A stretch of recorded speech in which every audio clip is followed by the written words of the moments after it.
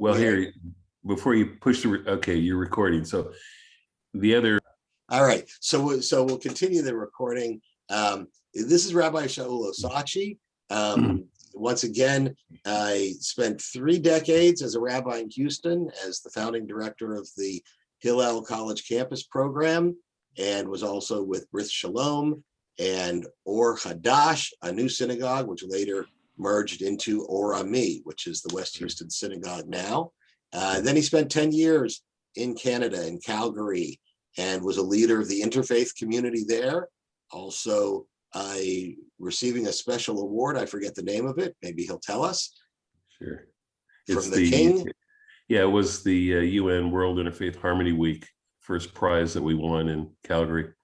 So yeah, I had and it was what was cool about it was we got to fly to Amman, Jordan, and receive it directly from the king in his palace. So that was pretty cool. Beautiful. And now Rabbi Osadchey and his wife Bobby are back in Houston to enjoy grandchildren and to learn and to teach. And one of our most exciting holidays, Passover, arguably the most important holiday we have, not arguably the one that more Jewish people observe in one way or another than any other holiday. That's correct. Yes. And we always have a nice big one, a community seder. This year, of course, for the second year in a row, it will be virtual. But we'll enjoy it nonetheless, especially because a year ago when we did this, we didn't know what the heck we were doing on the video, and now we know it a little bit better. So, and after the presentation, Rabbi Osadchey has also given us some resources and some recipe books that I'll email out to all of you. So take it away, Rabbi Shaul. Thank you. Wonderful. Nice being with all of you. Nice being back here in Houston. Despite all the pain and suffering from the recent freeze, my friends in Calgary, seeing all the news about Houston, contacted me and they were asking me, how we're doing and all and so forth. And I said, well, the freeze here is light jacket weather in Calgary. So in any case, good to be with you. And this is obviously a very timely topic. And one of the important things about Passover, pardon me, is preparing for it, making it something special and adding something new every year. The tendency is to sort of repeat.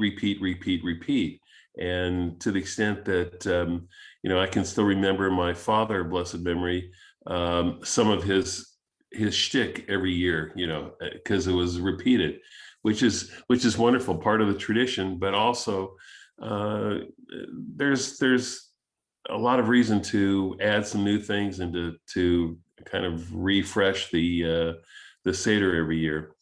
So here we are, gathered together to figure out how to maybe add some new things and to prep for the seder in ways that we haven't perhaps in the past. So I see you're muted, but you're all welcome just to ask a question or make a comment anywhere through this. It's not meant to be a monologue by any stretch. So please just jump in and ask a question. Speaking of questions, of course, that's the critical piece of the whole seder. It's framed around questions. It's a great pedagogic technique to involve the children, and because the obligation is to transmit this actively from generation to generation, the story of the ancient liberation from bondage. So how do we best engage our children and really teach them some meaningful lessons that are both historical as well as contemporary? And so that's always the challenge. Part of the whole idea of asking questions, of course, is that it reflects a free person. A free person's able to ask questions. A slave does not, just takes orders. So the very nature of this exemplifies this idea of freedom. And so that's why I encourage you to ask some questions. So in doing so, we talk first about how do we prepare for the seder, and it's not just going shopping and getting the food that we need. We're really supposed to prepare our homes, change. Traditionally you change your dishes and so forth and clean the home. The Jewish spring cleaning, which has some very I think uplifting elements about it. When you prepare your home that way, it gives you a new appreciation for your home, as well as for the fact that you take pride in where you live and so forth. The rules on what can be eaten and what cannot be. Please explain. Okay. So a part of the process of preparing for the home is to remove the chametz. And the chametz is defined as anything made of 5 grains that ferments. So those 5 grains are wheat, barley, oat, rye, and spelt. So anything of that rises is not kosher for Pesach. So one of the ways in which you get rid of that, of course, is cleaning the house, but to symbolically make that statement, there's a little ceremony of Bedikat Chametz, of checking for the chametz and then literally burning it as well. So this used to be a fun thing that I would do with the kids. It's a traditional thing. You take a wooden spoon, like a little Hanukkah candle, and a feather, depending on how young they are. You either use the candle or maybe a little flashlight. And I would deposit little crumbs in a few different places around the kitchen and maybe the dining room. And then they would go and gather it all up and we'd put it in a bag. And then the morning of the eve of Pesach, we would burn it, go outside. None particularly like that, since all the boys are pyromaniacs anyway. The girls less so, but it was fun. It was a symbolic way of getting rid of your chametz. Speaking of which, there's also a custom of selling your chametz. Since we're not really allowed to own it or possess it, we sell it. And in Calgary, I started a kind of a tradition of selling it to well-known people in the city. So one year I sold it to the mayor, who is Muslim there, and that was kind of an interesting first Muslim mayor to ever buy the Jewish community's chametz. The newly installed bishop bought it one year and so forth. And we had some hockey stars buy it and so forth, all non-Jews. So when you do that, you don't actually literally take your chametz to them and give it to them. You keep it in your house, you just seal it in a cabinet, and the chametz in that cabinet actually belongs technically to whomever you've sold it to. And then you sign a little contract with them, and the contract basically says if they don't pay you a certain amount of money by the end of, usually an hour after Pesach is over, the contract's null and void, and your food reverts back to your ownership. So it's a kind of legal fiction, but it sort of clears you of any contamination from chametz. And the whole idea behind chametz, if you think about it, is the fermentation, the rising of this ingredient. So it's a statement about corruption, a statement about arrogance and self-importance as we puff ourselves up in various situations. So it's a statement about humility, that one of the foundational values in Judaism should be a sense of humility in what we do and how we conduct ourselves. So preparing for chametz, getting rid of the chametz and preparing for the seder is really a critical thing. And just in virtually any other endeavor that we do, anything that's major, without preparation, it doesn't really succeed. So I would encourage you to give some thought to how you prepare and so forth. Somebody asked about how matzah is made. So let me talk about food for a moment. So obviously, kosher for Pesach food is food that doesn't contain any chametz. And it's not just those 5 grains, but anything that ferments from them. So alcohol that's made from any of those grains would be also not acceptable. Now, there's another category of food that the Ashkenazic Jews would not eat, and that would be legumes and corn, anything that could be ground up that would be made in some way to look like it could be chametz. That's changed, at least in the conservative movement, where they now allow what they call kitniot, legumes.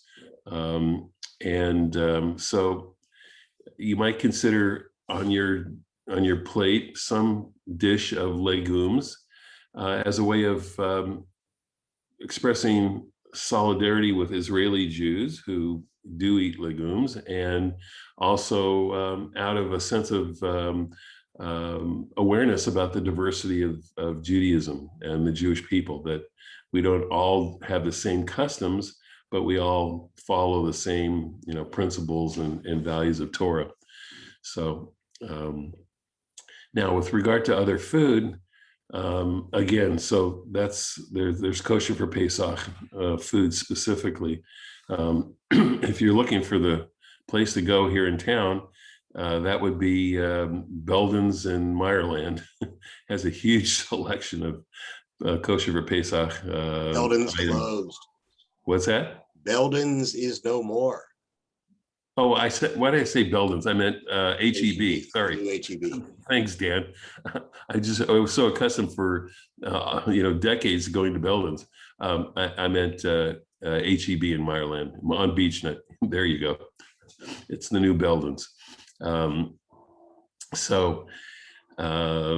any case, that's some of the idea about prepping.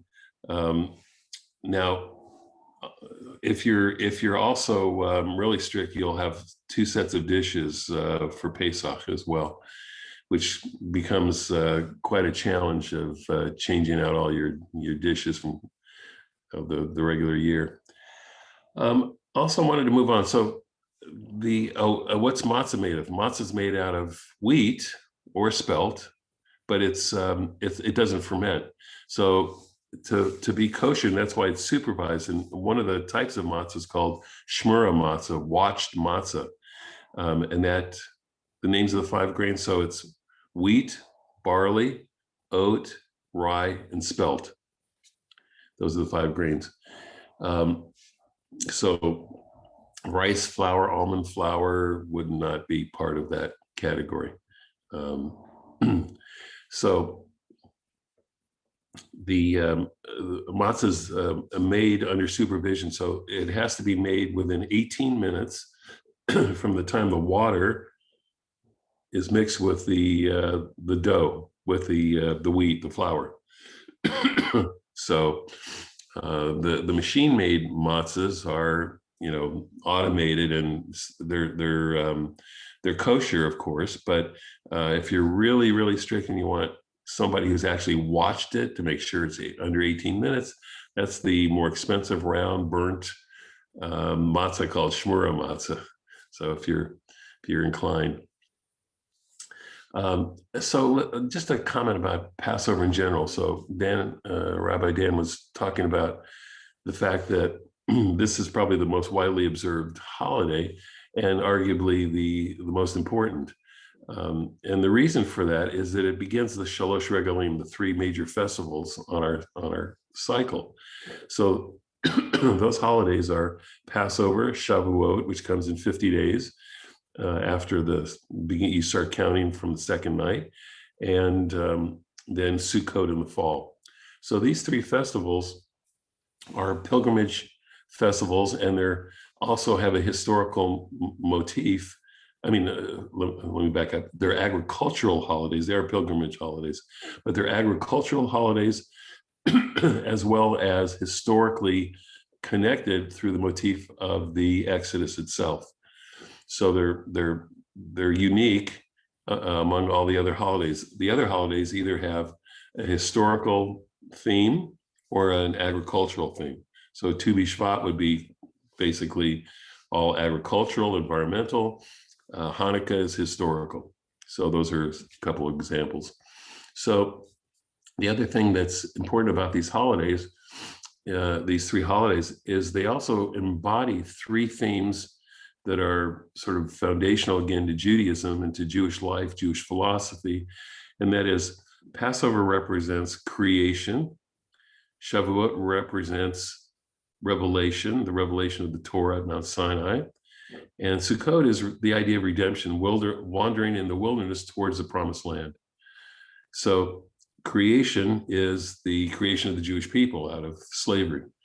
You might argue that historically or thematically we derived from Abraham and Sarah, but in a real sense, the people became a people, were forged in slavery and were liberated as a people. So you have these three themes: creation, revelation, and redemption. They're embodied in the Shalosh Regalim. And you'll see this sort of permeate other aspects of Jewish life and thought. In fact, I mean, our lifestyles are creation, birth, revelation. We come of age and we make our way through life, and then finally redemption, we hope, at the end. So those are the three things. Now back to the Might you seder. say that along with redemption, that Sukkot is also about appreciation? Well, yes, and I think all of them have that. I was going to say, if we look at some of the the underlying values and attitudes of the holidays, Passover in particular, yeah, we have gratitude and appreciation are really primary here. Think about one of the favorite songs that we sing, Dayenu. It's appreciation. If we only had this, it would have been enough. But no, we got this as well. So yeah, at the heart of all of these holidays are a sense of profound gratitude for what God has done for us and for the blessings that we have. So back to some questions here. So if the Seder is based around the four questions, how is it that we ask the four questions pretty much at the beginning of the Seder experience, but we haven't done any of those things? We haven't eaten anything. I mean, we may be sitting reclined, but other than that, we haven't done. So how can you ask why is this night different? Because it's not different at that point. Anybody want to hazard a guess? Well, the original Seders were like Roman banquets, and you would eat all the foods. You would do, you would have that experience, drink the wine, and then the kids would say, "Oh, why did we do that? Why on this night did we do that? Why on this night did we do that?" And then you would say, as my father would always segue into telling the story, "I'm glad you asked that question." So then he would tell us. So actually, the Seder that we have is backwards. Now, pardon me. So the question is, why was it reversed in terms of its order? Well, guess what? If you eat all that food and you drink all that wine, the tendency is you're sitting on these plush pillows and so forth. You're not going to get too far in the retelling of the story. You're going to take a little siesta probably. So to counter that, the Seder was shifted out of order. So that's why we if you think about it logically, it's not in sequence. Speaking of Seder, the word Seder, we know, means order. And the reason we have a Seder is because we're interested in the order of how things are done. Take what's the prayer book that we use for the weekdays and the holidays and Shabbat? It's a Siddur, same word. We're interested in the order of prayers. as opposed to the High Holiday prayer book, which is a machzor, which is focused on repentance, returning. So it's a liturgy that helps us to accomplish the goals of renewing ourselves over the holidays and atoning for past wrongdoings. But I always found it otherwise, ironic that the Passover Seder is thematically about freedom, and yet the order is very strict. right. We need to follow the rules in order to be free. Yes, well, and that's really the message about what freedom is. Freedom is not just a sense of reckless abandon. I can do whatever I want, whenever I want, to whomever I want. Responsibility is endemic to true freedom. So you have to have rules, you have to have guidelines in order to exercise one's freedom. So yeah, they're connected, absolutely. So as I was saying, the seder, the importance of order is embedded in here. Now, what we use is called the Haggadah. It's not a seder. The booklet we use is not a seder. It's a Haggadah, from the word to tell. And what this connotes is that our obligation is to actively transmit this story. So we do that by telling it. And so how we tell it is often the difference between a lively seder and one that's engaging, or one that's sort of puts everyone to sleep, or that prompts you, as you'll see in my packet to you, prompts someone to call for the 2-minute seder, the 2-minute Haggadah, which I always read because it's a nice way to,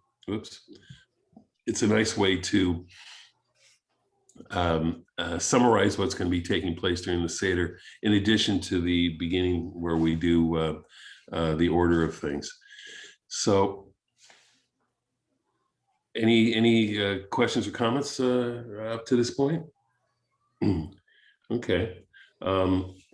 Speaking of which, going back to the questions for a second, these questions are actually not the original questions. There's one question that's not the original question, which tells us that the questions, as fixed as we think they are, they're really not. And we should be asking more questions than the 4 questions. So I always encourage people to come up with other questions at the Seder when we go to the 4 questions. So what is the question that's not the original question? Leaning. Leaning, absolutely. Why on this night do we sit inclined? The original question was, why on this night do we only eat roasted meat?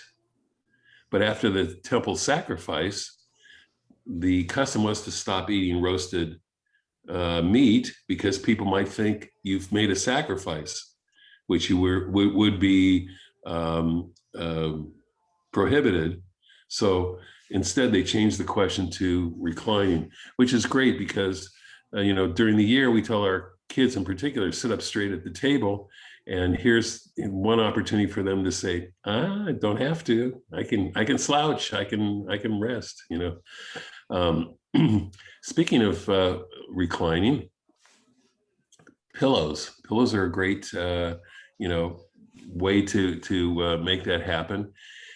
And I have actually an Ethiopian pillow from Ethiopian Jews years ago, when they were being freed from their bondage, so to speak. They were making these crafts and to sustain themselves financially. And so I have an Ethiopian pillow that I use, and that tells another story of another chapter in the Jewish people's attempt to be free.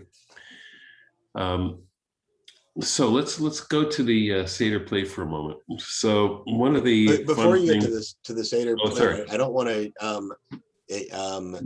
miss that opportunity for the as you mentioned, the struggle for freedom is not just about what happened 3,000 years ago, right, with our ancestors. And we always say, because we were there, we were redeemed, and perhaps we, look at it in more present and future tense than past tense, and look toward current redemption, the Ethiopian Jews a while ago, but all other oppressed peoples. Right. That the Seder is not just, this is my opinion, but is not just a Jewish story, but a Jewish story that's also universal. Absolutely. Thank you. That's a great point. And which actually leads me to, I mean, we could talk for hours. I mean, there's so much here, but it leads me back to a comment about the Haggadahs. So usually everyone sits around, at least we did growing up, with the Maxwell House Haggadah. So now you can afford to get movement Haggadah. So the CCR has a beautiful Haggadah. The conservative movement has one. So, but even if you all have the same Haggadah, if you have some other Haggadot in the house, pass them around, let people see other Haggadot. And as an example, I just pulled out, I have about 100 Haggadot in my collection, and everything from the Hogwarts Haggadah to the vegetarian Haggadah, the liberated lamb, to this just amazing Haggadah called the Escape Velocity Haggadah, which has just these unbelievably surrealistic types of drawings and depictions. So I would encourage you, if you have some other Haggadot, to take little bits and pieces from them. It enhances the Seder as well. I've got women's Haggadahs. I've got the Agam Haggadah. There's just huge numbers. Probably more types of Haggadahs have been written in any other Jewish book.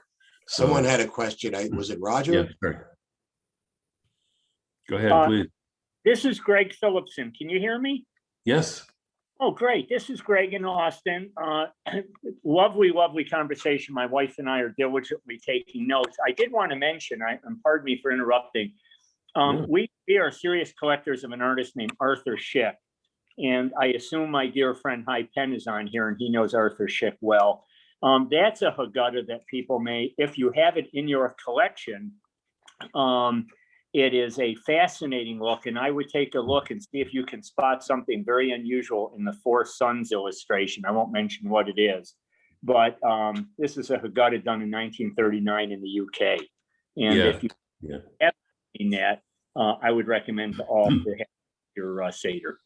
Yeah, the Schick is a well-known Seder, a well-known Haggadah, I mean. So yeah, thank you. Yeah, speaking of the four sons, most of us no longer call them sons. It's for children, and what they represent on one level is the fact that no two children are alike, and no two people learn in the same way.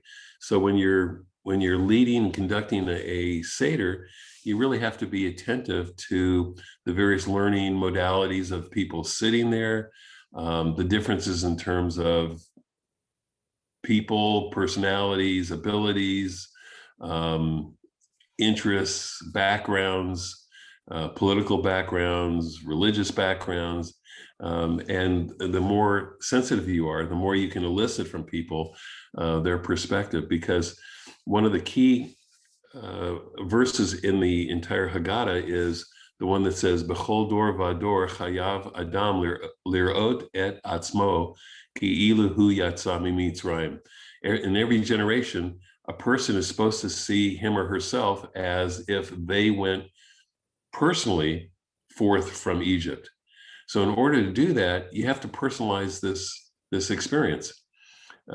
Just reading rote through Haggadah to get to the meal is really not what's intended here. So I encourage you to hold off the hunger. And one of the ways to do that, by the way, with kids who are squirming around and so forth, is to put little bowls of nuts and raisins out and let them munch away. Even the adults will appreciate that a little bit.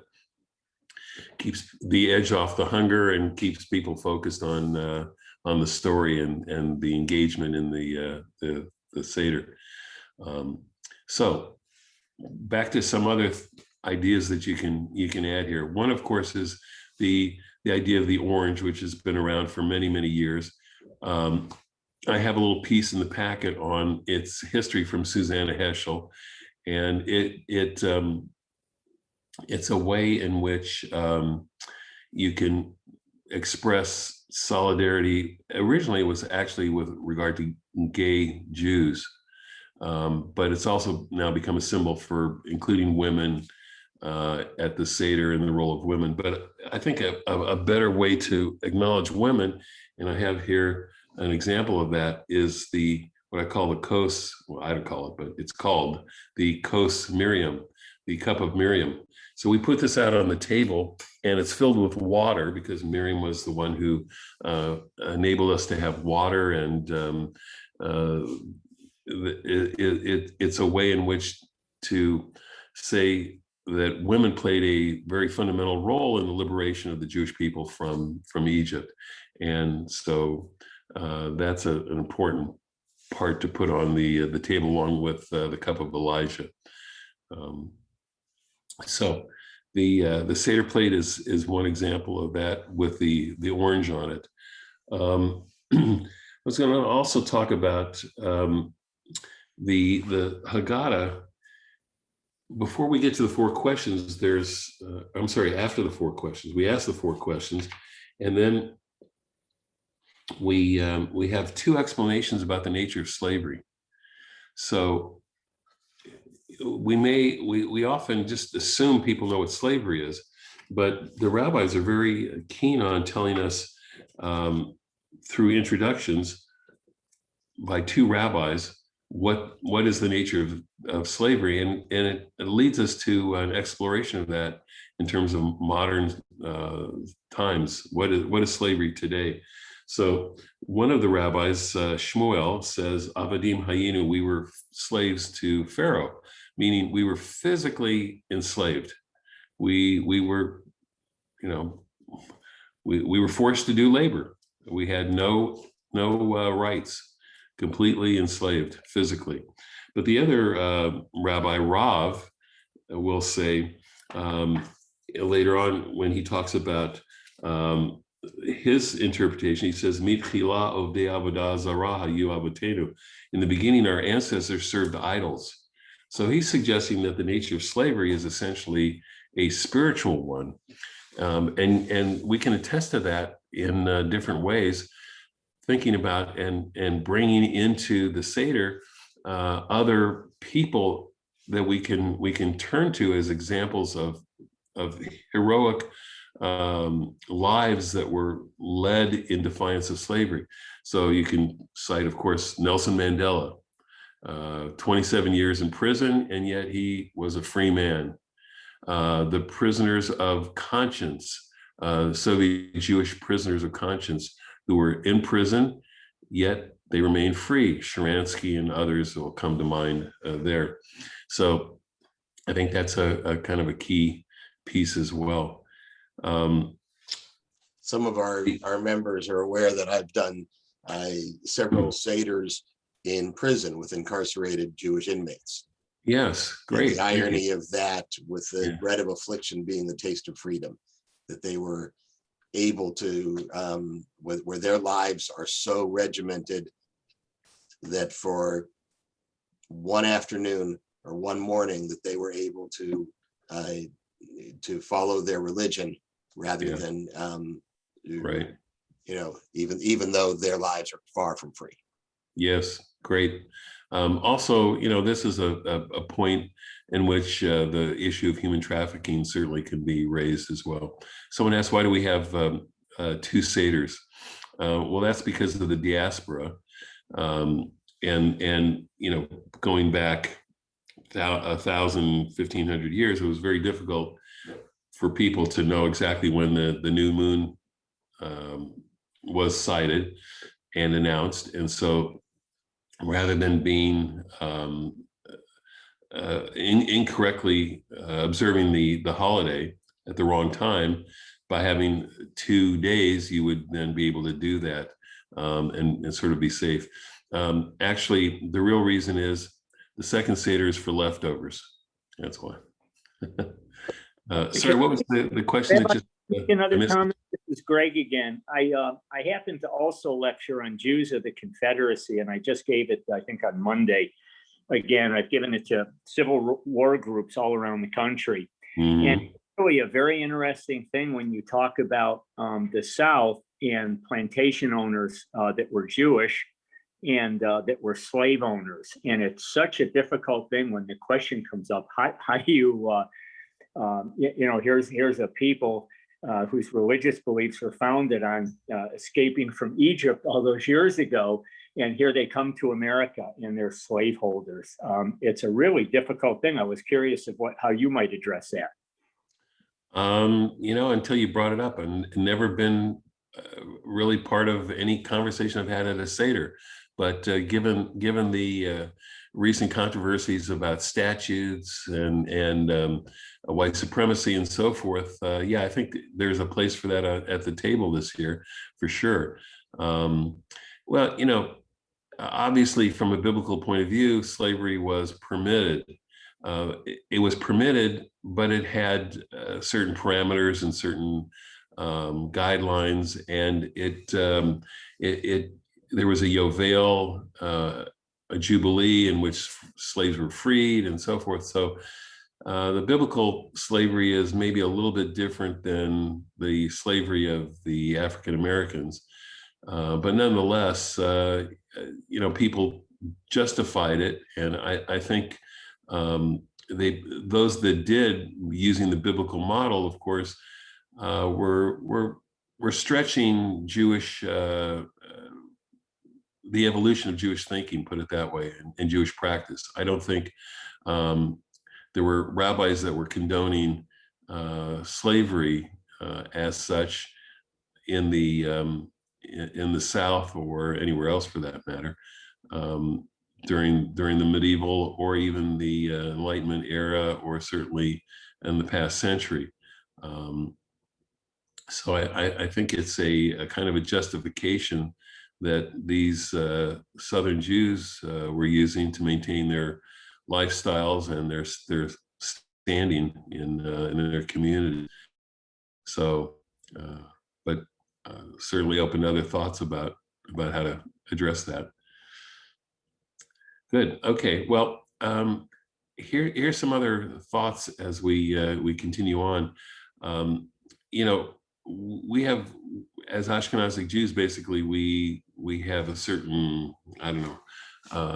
ritual, a certain routine, a certain framework in which we conduct these. But I've included in the packet some different traditions from around the world with regard to the Afikomen and the Seder plate and the 10 plagues and so forth. And sometimes it's fun to do some of these other customs, because again, it's like the 4 questions. The adults and the kids at the table will say, why are you doing this? Why are you doing this? And when they ask the question, that offers the opportunity to give another answer, another insight. The packet I'm referring to, you're going to be getting it. It's a packet I prepared with some of the material that I'm referencing right now. So there's actually 2 of them, one with the Seder suggestions, and the other one is just completely my recipe compendium of kind of fun Passover foods, and one of which is a charoset that I made, we had a program in Calgary. It was called Passover on the Prairies, and we invited Noreen Gillets, who is like the Joan Nathan of Canada, for those of you who cook. So she was like the preeminent Jewish cook in Canada. Anyway, we invited her for a program on Passover, and then she and I had a charoset throwdown afterwards.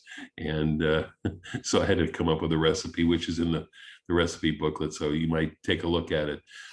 Using different charosets, actually, like a Yemenite charoset, is a lot of fun, because again, it prompts people to understand that Jews we're not all the same. We lived in different parts of the world. We had different kind of culinary traditions, different ways of coming to the same conclusion, same endpoint, but in a different way. And so it's a tasty and kind of fun way to bring that message home. One of the I've also included from Tablet Magazine 16 ways to jazz up your seder. So there's a bunch of suggestions there. And back to questions. One of the customs that I've used when we open the door for Elijah is to recite the fifth child, the one who cannot ask. So this is a reference to the children that were killed during the Shoah, and it's a tribute to them and a recognition that, you know, there's a lot of people among us, and you know, given the pandemic and even the losses from COVID, there are people who cannot ask because of that. So that might prompt some conversation as well about you know, who's part of our, who are the significant people in our lives, who are the people that are no longer with us. By the way, I always remember the opening of the door. So the kids, we would all go open the door, and then the cup of Elijah somehow was diminished in the amount of wine that was in there. Somehow, you know, there would be less wine in there, and we'd always like, well, how did that happen? Did Elijah come in while we weren't looking and have some wine? And in later years, I realized that really was, you know, it was a silly kind of thing, you know, that was done at the Seder. And some of you may do that. Pardon me for saying it's kind of silly, but the reason is that when you open the door, you're inviting Elijah. You're saying we're ready for this era of redemption. But if you actually drink from the wine, you've basically said it's here, and we don't need to do anything. It's already here. So you don't want to convey that message, because the real message is Elijah will come when all of us participate in the coming of the redemption, when we do our part to encourage the Messiah to come, however one understands that. But let's stick with you know, Elijah as the harbinger of the Messiah. But I would encourage you to actually read this fifth child, and not to drink any of the wine out of the cup. Try to put one over on the kids. Now, the other thing that I think is always fun is to pepper the Haggadah with some humor. There's some really, and I've listed 3 pages. If nothing else, go through these 3 pages of Passover humor, and you will either find yourself laughing, groaning, or just shaking your head. But you know, if you pepper the Seder with a little bit of humor throughout, it's also a lot of fun as well, and you know, keeps people in a good way. I also put in a couple Passover haikus. Those you'll enjoy as well. I'll read you one. On Passover, we opened door for Elijah. Now our cat is gone. So anyway, there's all sorts of good humor here for you, which I think, at least at my Seder, is a key. And of course, there's enough of it that you could probably do it on a rotation of about 4 or 5 years worth. So it doesn't get repeated every single year. What else? Let me just hit on a couple of the themes here as well. And so we talked about gratitude at the very beginning. Rabbi Gordon mentioned that. That's a key one. Also the idea that life is sacred and we live in the moment. We should be present in the moment, as well as looking to the future. That when we say the Shehecheyanu, that's sort of a realization of that moment of being present. And we also, through the karpas and the story of telling the story about when we get to the splitting of the Red Sea or the Sea of Reeds, we also affirm the role of nature in history. And that's an important one, which allows us to talk about environmental issues, the climate change issues, and so forth. But there's a very significant intersection here. The plagues all involve, except for the 10th one, natural phenomenon. And so I think it's important to understand that, and to also explore what does it mean when we use the word miracle. Okay. So we use the miracle at Hanukkah, we use the idea of miracle here. What exactly is the Jewish concept of miracle? And I would suggest to you that it's not the suspension of the natural that is what is miraculous. It's the occurrence of something at the very time that you need it. So had the sea split 5 days earlier, we wouldn't be telling the story. So it's what happens at the point in which you need it that makes for the profound change.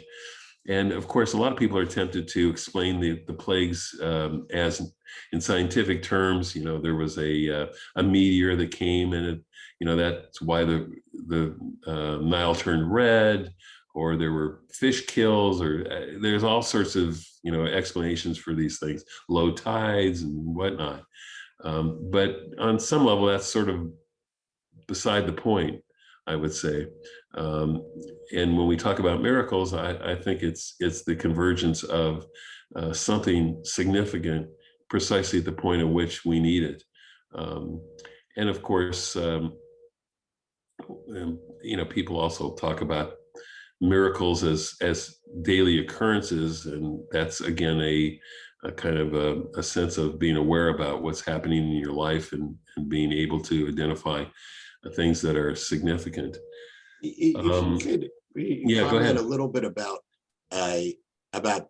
plagues. I remember somebody telling me that, and when I was young, we used a Haggadah that was developed by Rabbi Mordecai Kaplan of the Reconstructionist movement, and it didn't even include the plagues. And a friend of mine told me that he had met Rabbi Kaplan at a function once, and went up to him and asked him, "So how come there's no plagues in your Haggadah?"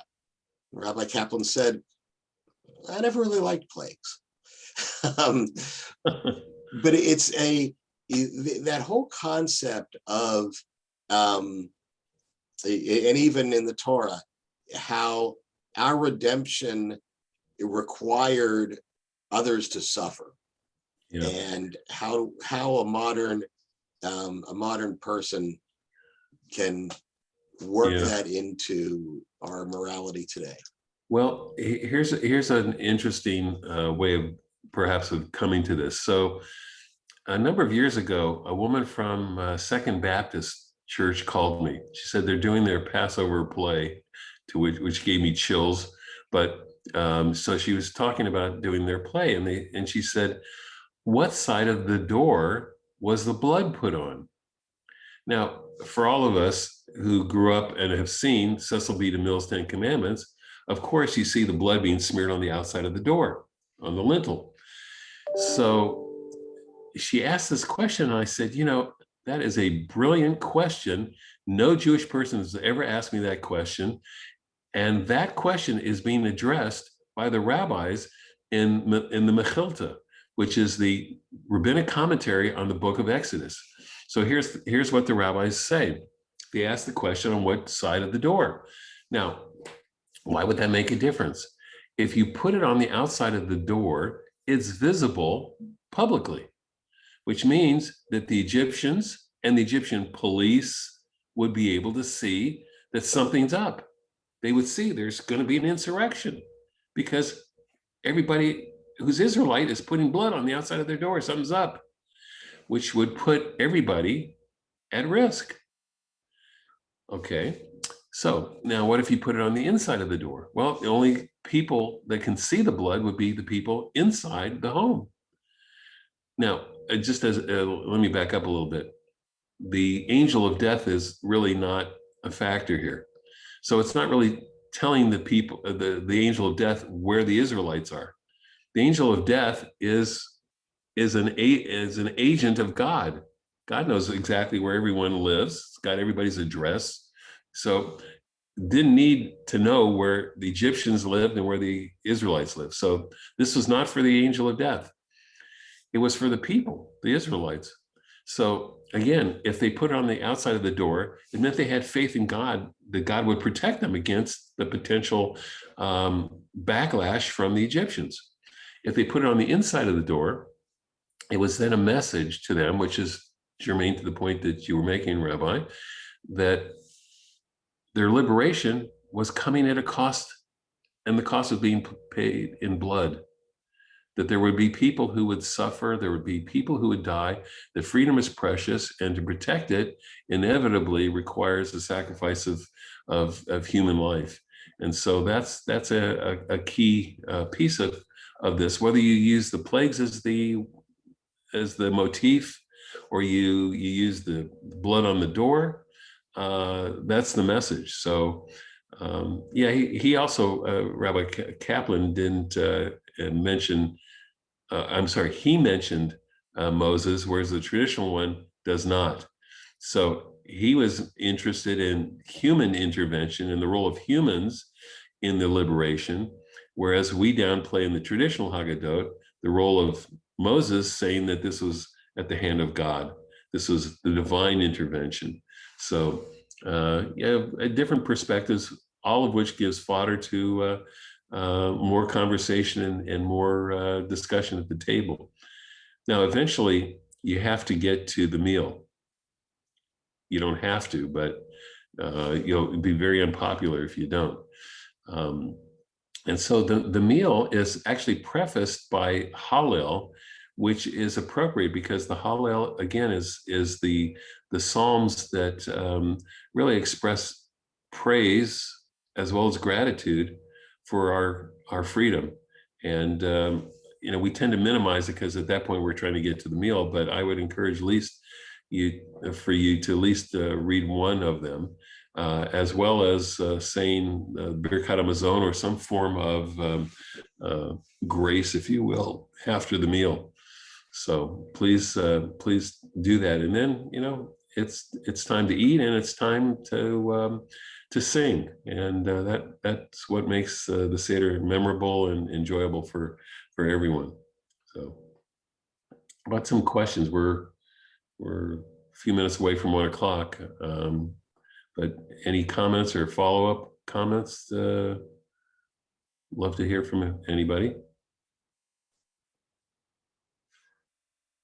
And you'll be getting go ahead, Greg. Well, yeah, sorry, Rabbi Dan. Would you go over that part about the door again, the blood on the door? I've never heard anything like that, and it's fascinating, and I didn't fully comprehend it. Would you mind? I hate to ask you again, but yeah. So the rabbis asked the question, on what side of the door was the blood painted? And this is in the rabbinic commentary in the book of Exodus. So they have a conversation about, was it on the inside of the door or the outside of the door? And because most of us, as I said, you know, we have the picture of the green fog coming down the street, you know, the angel of death, Cecil B. DeMille, you know, and then you're hearing the screams of the Egyptians, but there's blood on the Israelite door on the outside, meaning somehow the green fog knows that that's an Israelite home.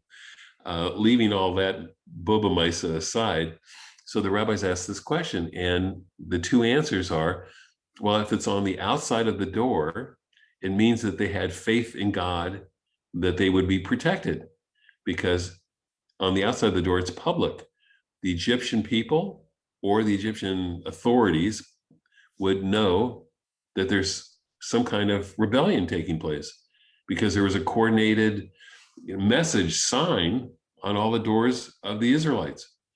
And that would lead them to break into the Israelites' homes and attack them if they so chose. If it's on the inside of the door, it's only visible to the people inside the home. Okay, and therefore, it's a message to the people inside the home that their liberation should not be taken lightly, that it's going to come at the cost of blood, Egyptians as well as Israelites.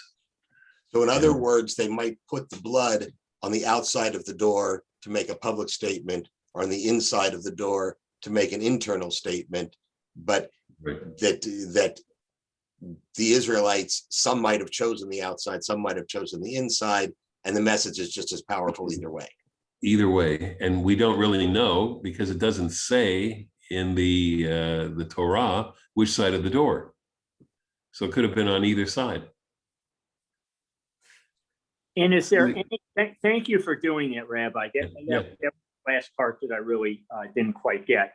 Does it have any context with having the mezuzah on the right-hand side of the door as you enter a home or inside our home, you know, and all the different hallways and so on?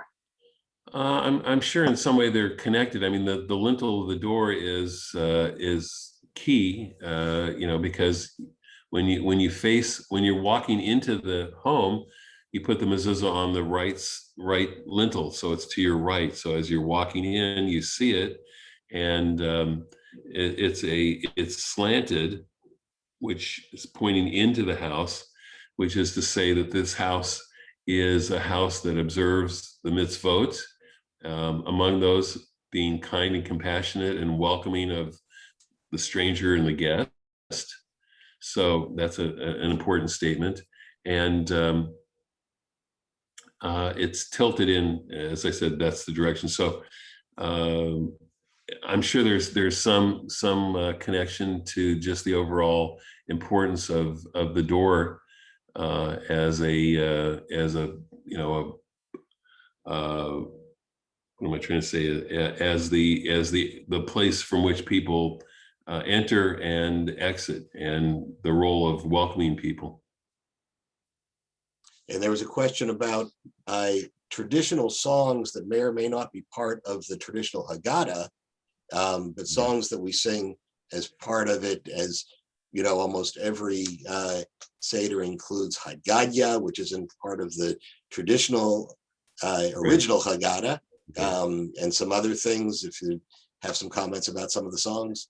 Sure. Well, the traditional songs all have a message to it. Haggadah is sort of the empires eating each other up, and God being the one that really you know is the king over all, the sovereign of all. So that one empire thinks it's the end all and be all of history. It's not. It gets swallowed up by the next one. In terms of there's so many other little ditties and songs that people have made based upon Broadway tunes and other kinds of things. Those are all fun. They're people like to sing those. The seders that I went to in Calgary at some friends' homes, they had a booklet of these. I mean, they had, I don't know, 40 pages of these crazy songs, and they would not, thank God they didn't sing all of them, but they would kind of pick and choose, and they were hilarious. I mean, there would be like 4 or 5 adults that would get up and sing one, and some kids that would sing another. So yeah, it added a lot of levity and a lot of fun. And you know, if you just read the words, of course, to these songs, they also convey the message and the themes of the holiday as well. So yeah, by all means, I can provide some of those as well if you'd like. All right. So once again, Rabbi Osadchey's prepared 2 different packets that I'll email to everybody who is here, and you can forward them on to your personal families and friends if you like. We want to thank Rabbi Osadchey for his time, and not just with Temple Beth Torah today, but for his lifelong commitment to the which, you know, as just as the Haggadah is timeless, so is Rabbi Osadchey's commitment to the Houston Jewish community. Hey. He's back in Houston. By the way, when you get the packets, if you'll provide my email, I'll give it to you, everyone right now. It's just sosadchey@gmail.com. So if you have any follow-up questions or anything about the recipes or anything, you're welcome to call me, email me, and I'll be happy to respond. I'll CC you when I send it to everyone, so they'll have your email on their email. And coming up, we have in chronological order, this Friday, as part of our spiritual preparation for Pesach, we're going to have a musical guest, Janice Rubin, who's going to bring us a very soulful singer. She's terrific and going to give us a lot of spirit for this Shabbat. On Sunday, we're doing one of our monthly drive-by donation days for everyone to come by, to just drive by the temple, bring some food for those in need of food. Good way to get rid of some hummus. Yes, there you go. Bring it by on Sunday, and of course our virtual Passover Seder is going to be at 6 o'clock on Saturday, the first night, March 27th. If you're on our email list, you'll get an email invitation to the Zoom presentation. If you have people who you'd like to invite to it, you can forward them that Zoom invitation. It's going to start at 6 o'clock. We are going to try and make it meaningful and not rushed, but also short enough so that we will finish the virtual Seder before the meal. And so you'll be able to have a relaxed meal with your family or other loved ones at that time. Great. By the way, just one you were mentioning dropping off food. So at the Haggadah, we begin with halach ma'anya, let those who are hungry come and eat. And we're supposed to open the door. Well, I live in a condo. If I open the door, it's just the hallway. So it's really meaningless. Nobody's sitting in the hallway hungry and going to walk into my condo. So how do I actually fulfill this? Well, what I do is I say to the people who are gathered with me at the Seder that on behalf of everyone there, we are going to make a donation to Mazon, which is a national Jewish organization that helps to fight and alleviate hunger. So you can pick different organizations, but that would be one way I think that it would be a meaningful gesture on how to address the issue of hunger. Very nice. Thanks. Sorry. Very nice. And I think the only email addresses of people who are here that I don't have, Michelle WP, is that you, Greg? I think so. That's my wife. Yeah. Okay. And Jackie Sklar, I'm not sure if I have your email address, but Hai probably has it and he can forward it to you. And one thing that I did regarding the hunger thing, just, I never take an honorarium for all the speaking I do, but when I gave the Jews of the Confederacy one, we had a donation made to the Austin area food bank, specifically in honor of Passover. So there's lots of ways to do it. Very nice. All right. So thank you all for coming. That sounds like my alarm clock. And we have thanks again to Rabbi Osadchey for bringing your insights.